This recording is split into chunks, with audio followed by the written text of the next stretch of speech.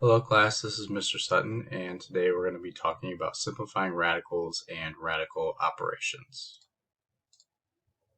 So to simplify a radical, what you want to do is you want to think about how that radical factors. You want to do a prime factorization. So 24 factors, first thing I think of is 4 times 6.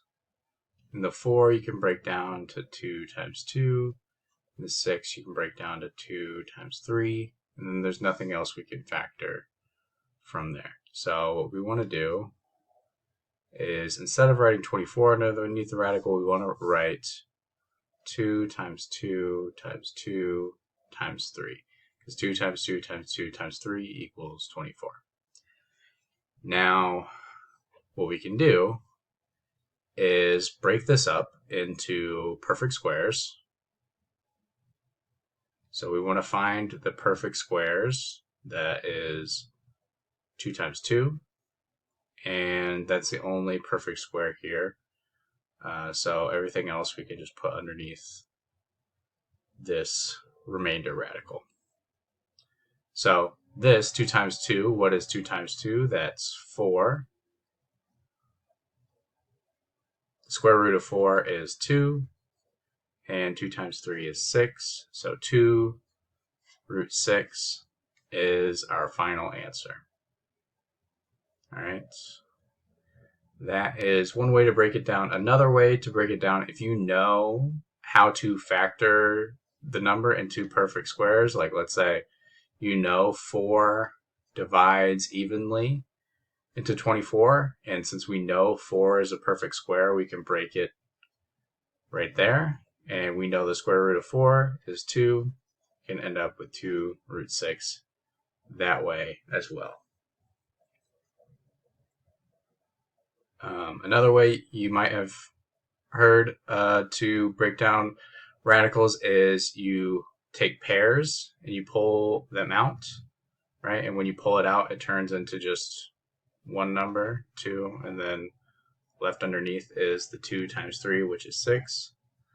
One thing to be careful about that is a lot of times people will pull out both numbers. They'll pull out 2 times 2, when in fact, when you're pulling it out, you're taking the square root of it, right? So you end up with just 1, 2. So a couple different ways to think about it there, but that is how we want to simplify our radicals. So let's look at another one here. So here we have 63. So we want to factor that. I'm thinking 3 goes into that. So 63 divided by 3 is 21. 21 breaks down to 3 times 7. So underneath the radical, we can write 3 times 3 times 7. 3 times 3 is a perfect square. That is 9.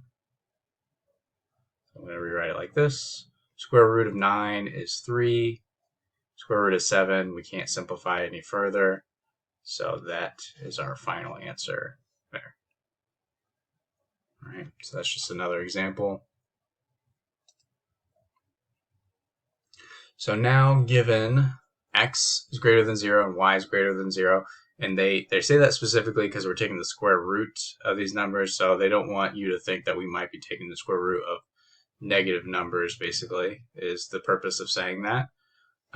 Select the expression that is equivalent to 16, square root of 16 x cubed y to the 4th. So, square root of 16 is 4. So I think we can go ahead and eliminate these options.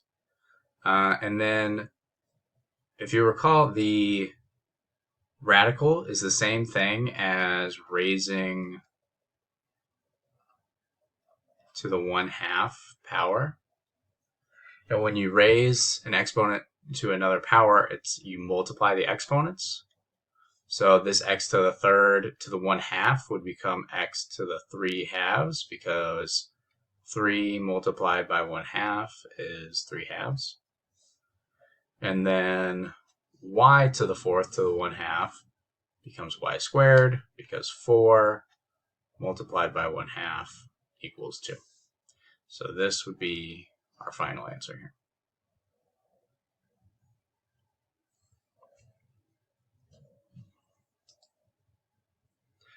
Let's go ahead and look at another one. So once again, they say x and y are greater than 0.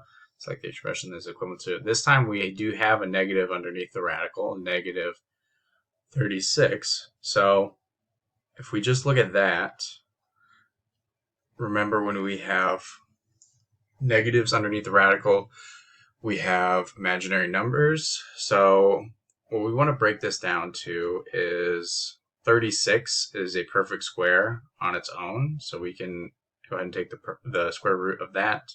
And then this radical, the square root of -1 is where we get our imaginary number. So the 36, square root of 36 becomes 6. And the square root of -1 is I. And that is how I is defined. So it's got to be one of these two. If you recall from your lesson on imaginary numbers in first semester. So then let's look at the other ones. Square root of x to the 4th would have to be x squared. And then square root of y to the 6th, so that would be 6 to the 1/2 power. So what is 6 times 1/2? That is 3, so that has to be y to the 3rd power. So we're looking at this answer here.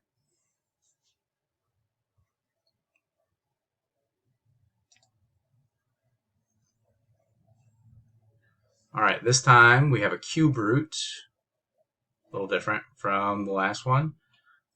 So for the cube root, first we want to think about what is the cube root of -64. So 64 is actually a perfect cube. You can check that if you type in your calculator 64 and then the caret button and raise it to 1 divided by 3. You should get 4 if you do that. And then the thing about cube roots that's different than square roots is we can have negatives underneath the cube root without creating imaginary numbers. Because if you, let's say we have -4 cubed, that is the same thing as -4 times -4 times -4.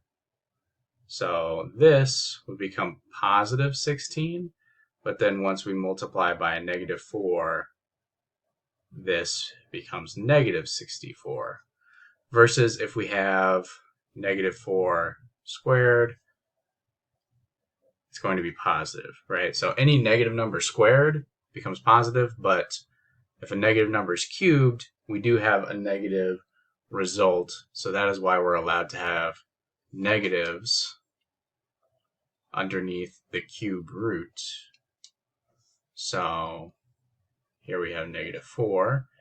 And we can go ahead and cross out these answers that have the imaginary I, because the answer is -4 exactly. If you take -4 cubed, you get -64. So if you take the cube root of -64, you get -4.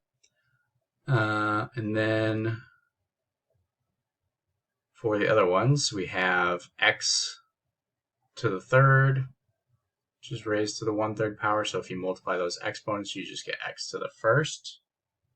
And then with y to the 9th, if you raise that to the 1/3 power, you would get y to the 3rd. 9 times 1/3 equals 3. So you get y to the 3rd. All right. So that will be your answer there.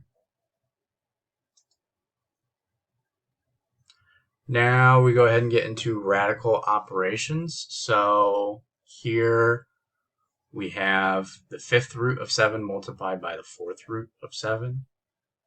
So for this, I think what would be best is if we convert these into exponential form first, because that's just a little easier to work with when you're manipulating these.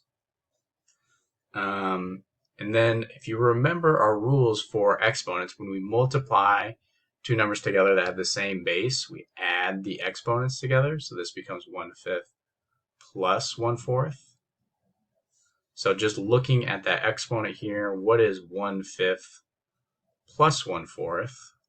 Well, when we add two fractions, we need a common denominator. So our common denominator is going to have to be 20. So this will be 4 over 20 plus 5 over 20. 4 plus 5 equals 9 over 20. So 7 to the 9 over 20 power, which you could rewrite this as the 20th root of 7 to the 9th power, but that's not how they have it written over here, so we just want to stick with this, which is this answer right here.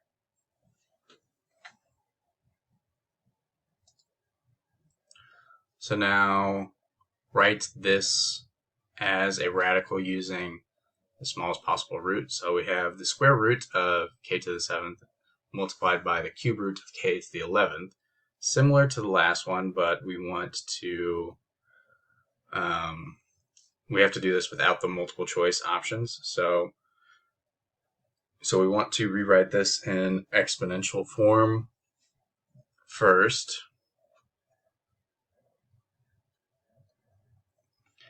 And then remember that when you multiply these together, since they have the same base, we add the exponents.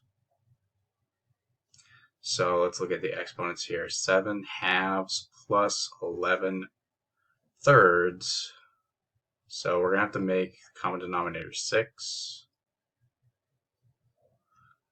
So this will be 21 over 6 plus 22 over 6.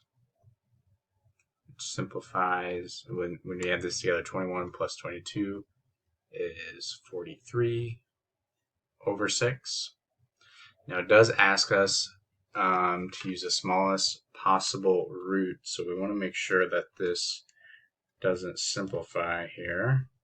43 over 6 does not simplify, so this is the smallest possible root, this 6. So again, we have k to the 43rd over 6, or you could also write this as the 6th root of k to the 43rd.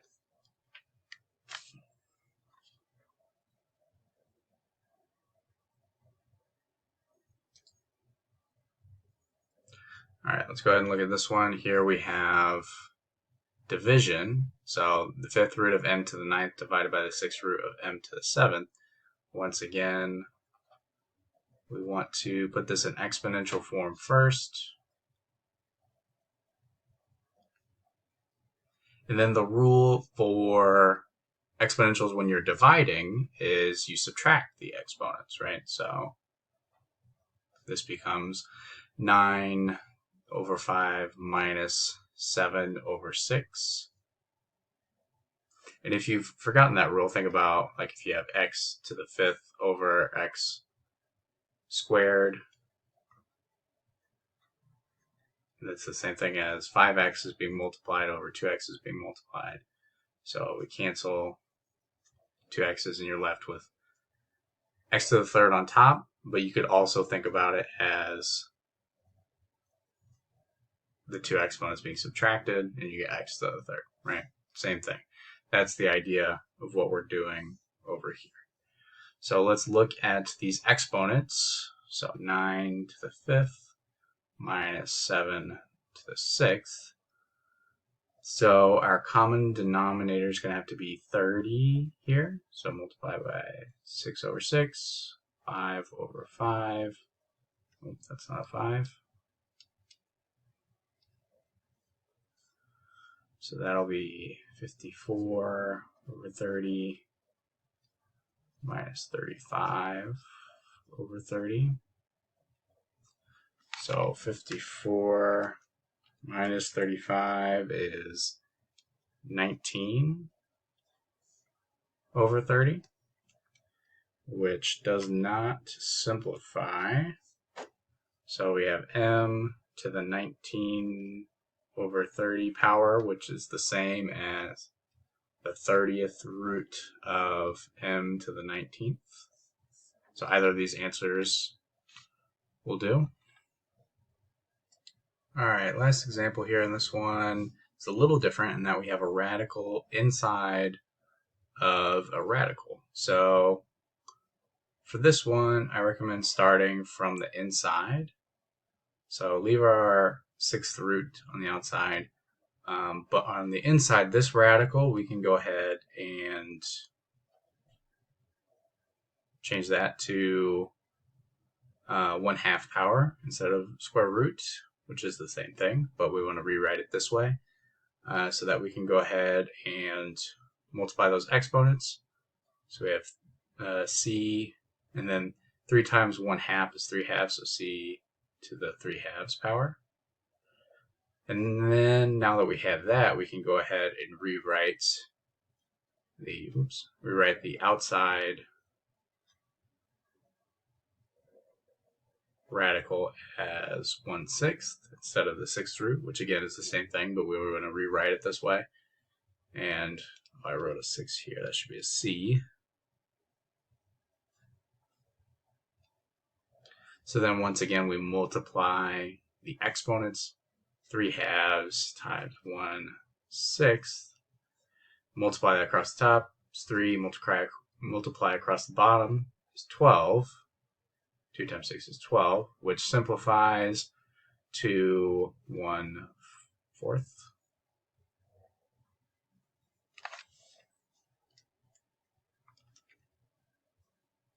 So we end up with c to the 1/4, and it's important to simplify here because it does say using the smallest possible root.